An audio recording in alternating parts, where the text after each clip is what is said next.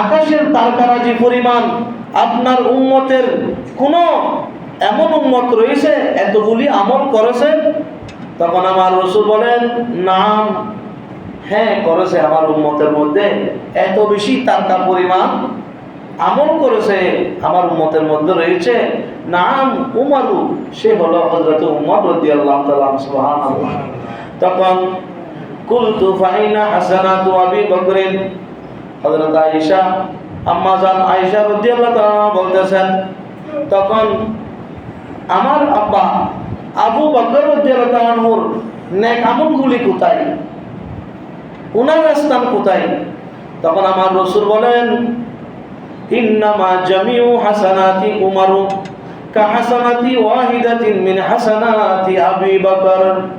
তখন আমার রাসূল বলেন, হযরতে ফারুক আযম রাদিয়াল্লাহু তাআলার সমস্ত নেক আমলগুলি আকাশের তারকারাজি পরিমাণ, এত লক্ষ লক্ষ কোটি কোটি তারকারাজি যেগুলো কোনো বিজ্ঞান পর্যন্ত গবেষণা করতে পারে নাই, এখনো পর্যন্ত কয়টি তারকা আকাশের মধ্যে রয়েছে, অগণিত তারকা পরিমাণ ইবাদত বন্দেগী হযরতে উমর ফারুক রাদিয়াল্লাহু তাআলা করেছেন, আমার রাসূল ঘোষণা দিয়েছেন।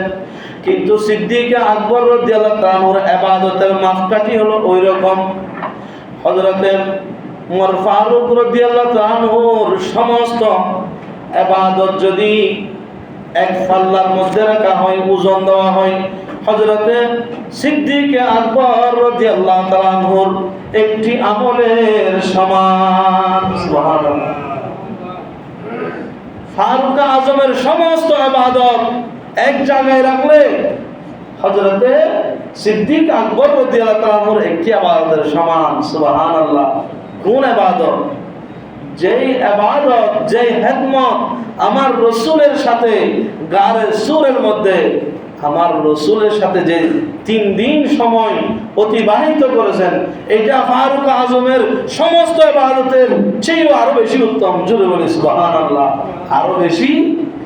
আরো বেশি ফজিলতময়। সেজন্য সেই সিদ্দিক আকবর রাদিয়াল্লাহু তাআলার উসিলায় আমাদেরকে কবুল করো। আমিন।